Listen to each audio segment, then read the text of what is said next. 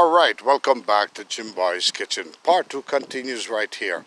And the names on these planes, I'm right here. Welcome back to Jimboys Kitchen as I am right here by the Burnshill area at the museum with the old antiques plane, the real planes that fought wars and was in the Air Force back in the years 1956 and more.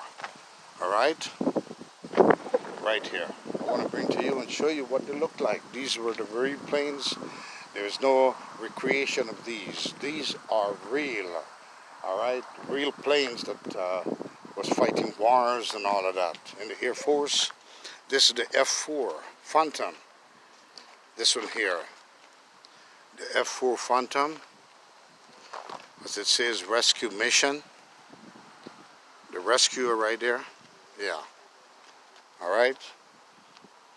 And of course, I'm touching it for you. Somebody said touch it. I'm touching it right now. And they were not repainted. These are the original paint. And if you could see with the rust and the atmosphere of the smoke and all of that, look at that. As they finished the fighting in the sky, that's where they came and parked them up, right? Yes, sir. Yeah, they fight them in the sky and they come and park right here. No repainting, no remodeling. This is real. All right, folks. And this is the real tire here. There's the engine. And these are the real tire. The size of a tire that you could see on a modernized aircraft, a passenger plane or any other, that's a real tire right there. Nothing has been recreated, nothing has been refurbished, nothing has been remodeled. These are the real fighter jets. All right, this is the A1 Thunderbolt, the Warthog, right? Yeah. Look at this. Now this is where the ammunition comes out when they shoot. This is where those bullets come out. Please don't shoot no bullet. Jimboys Kitchen want to show you. Ain't no bullet gonna shoot Jimboys Kitchen, right? Look. Yeah. So that's another one there. Then we got this one is the Douglas A4 Skyhawk.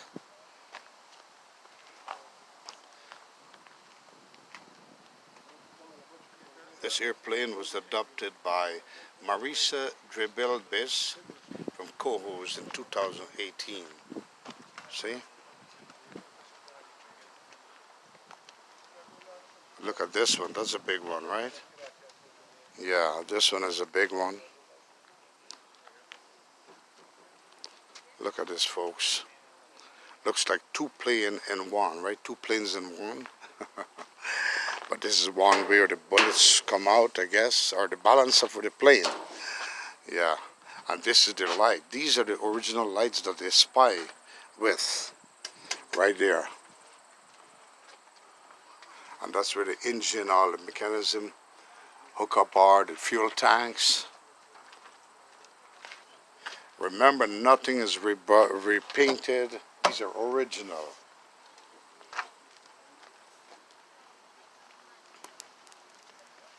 And they got lots of viewers.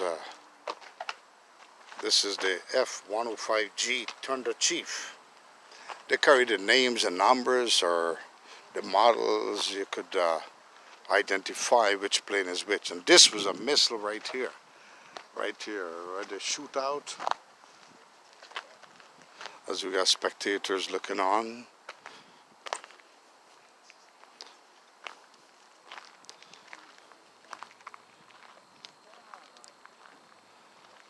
And I want to show you something here. I want to go in the cockpit of one of these Army jets. I want to go in the cockpit. Jimboys Kitchen wants to go in the cockpit of this Army jet here. Can I go in? Let me see if I could go in this the cockpit of this wonderful jet. This is the flying jet that, oh man, well, it's locked, it's closed right now, but this is where the pilots usually be in. sitting down in that little piece area with the seat, fighting this wonderful war. Oh yeah. Got another one over there.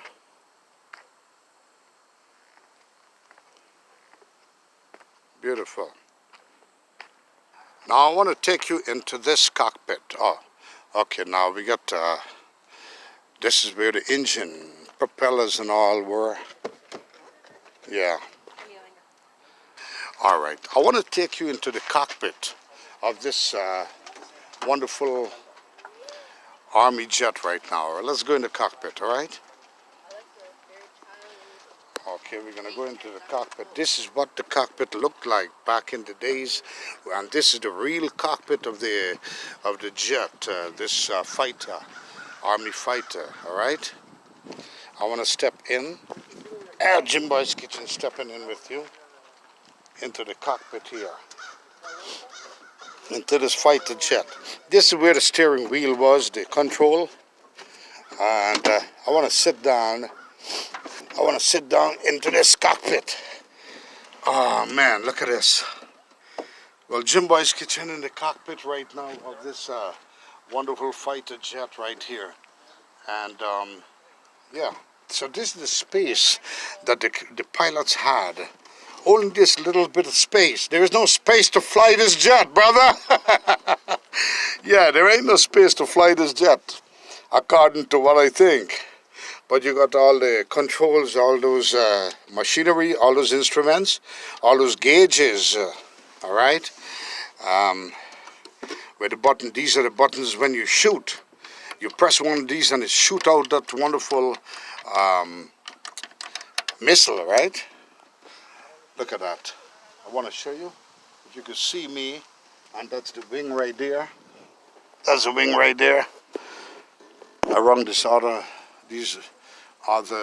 jets.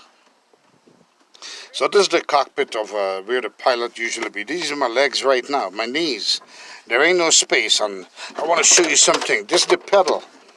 This is the push pedal where they control left and right. All right? Yeah, this is where they control the press. The pilots press this foot pedal here, and he goes left and right. All right? And this controls the motion or the steering of that wonderful jet. So this is what it is. And this was a gauge to tell you the compass, east, west, north, and south. All right. On another mission with you, Jimboys Kitchen, coming to you from the Air Force jet in Ballston Spa, Burns Hill area, at the Air Force Museum Park.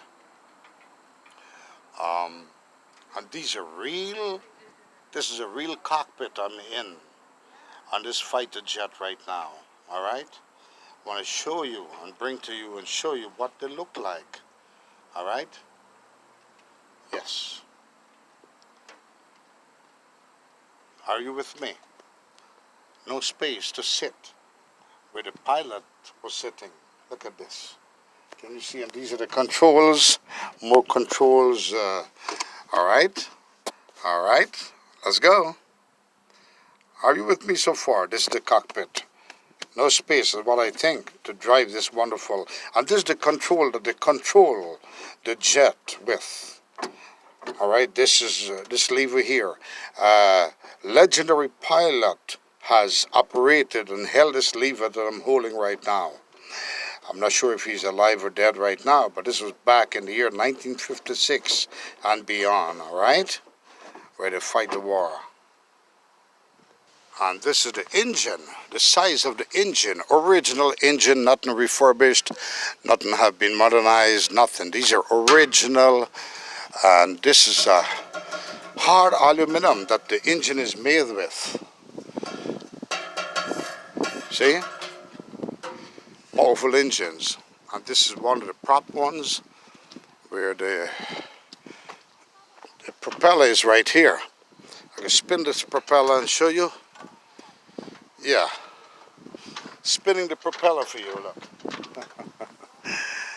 Oh man, these are the real jets that fought in the Navy, in the Army, the Air Force, back in the years. All right. When I say back in the years, I'm talking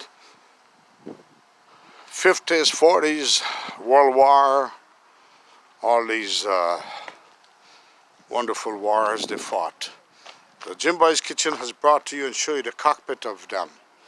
All right. Closer look at all these Army jets. Look at this. That one looks like a tiger, right? Yeah. This is another one here. And we could use the word abandoned, but no, they are here historically for the atmosphere of Jimboys Kitchen bringing, will offer to bring this to you. All right. This is one of those big engine. Look at this one size.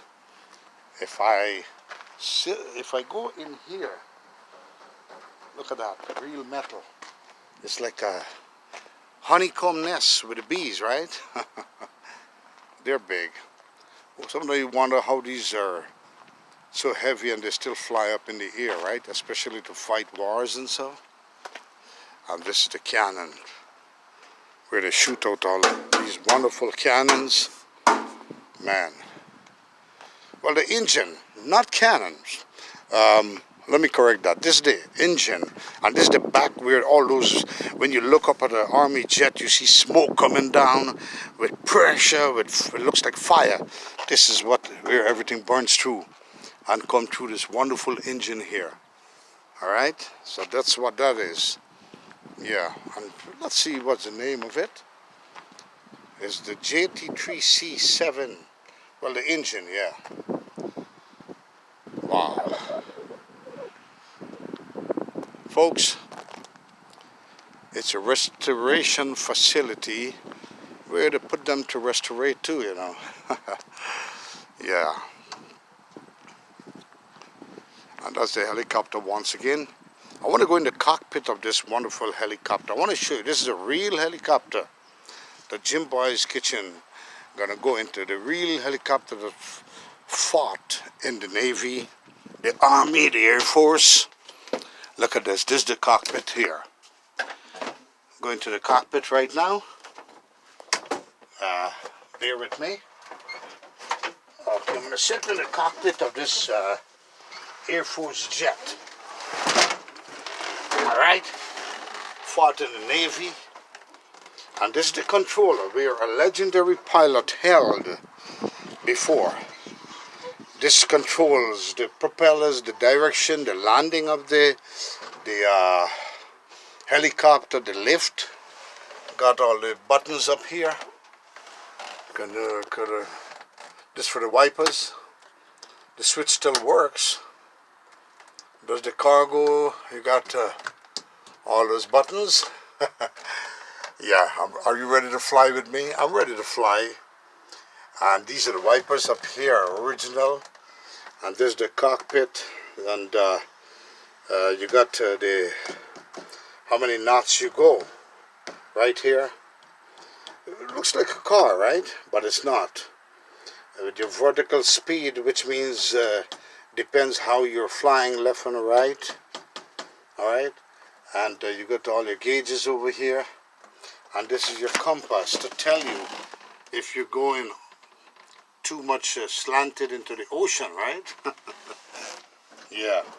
And now, I want to show you something. When you move this one, I'm moving this one right now, this control, and the next one moves. That's in case there's another pilot sitting, or the co-pilot is sitting on the right side. He have access to assist this pilot here, the captain, in case of a vibration and a shifter, if there is a loss of control in this helicopter. All right. And these are the pedals, the foot pedals. that you could control. I'm pressing it right now. Right and left. All right. These are the foot pedals that control the helicopter to go left and right. All right there. And this is to lift it upwards, landing, and all of that good stuff. In the helicopter, once again, the original helicopter that fought in the Navy, the Army. All right. Right here, and this was where the engineer sits. This one seat here is where the engineer sat one time or the other. And you got many others that travel around, right? Yeah. And so, this is the pilot seat. Once again, I show you. And yeah, sight for light. And so this is what it looks like, the original helicopter that flew in the Navy, the Army. All right. And it's Bell UH-1 Iroquois, yeah, helicopter, right there. The L-7 helicopter, right? In 1956 it flew. The U.S. Army received a total of 6 experimental aircraft with 770 HP Lycoming T-53 L-7 turbine engines for testing in 1956 to the year 1937. Originally designated as Helicopter Utility Model 1 Experimental, or HU-1E, it was pronounced by the troops as Hui. All right, it was for the Department of Defense changed the designation of all models, reversing the words of utility helicopter in September 1962. But the nickname had become universal and is still used today in place of its official name of Iroquois. The initial design was so successful that even before testing was completed, the Army ordered 100 HU-1A Air Force or aircraft in March 1960, with the note that it needed more power. The newly designated HU-1B was increased to 960 HP with force delivery in March 1961. And you could continue reading what it says there. Oh yeah. It was in the United States Army, folks, this helicopter that I just sat in the pilot seat in the cockpit. All right. So there it is, folks. And there's the Army truck. Original, official Army truck. Touch the tires, original. Nothing has been repainted or refurbished or recreated, all right? This is from the U.S. Army. Jimboys kitchen.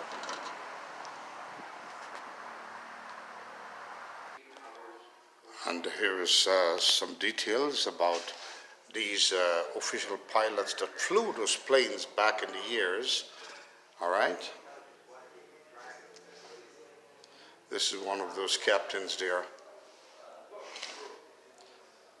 Whoever is alive, God bless you. Whoever passed on, well, may your soul rest in peace. That's the Pearl Harbor, December 7, 1941.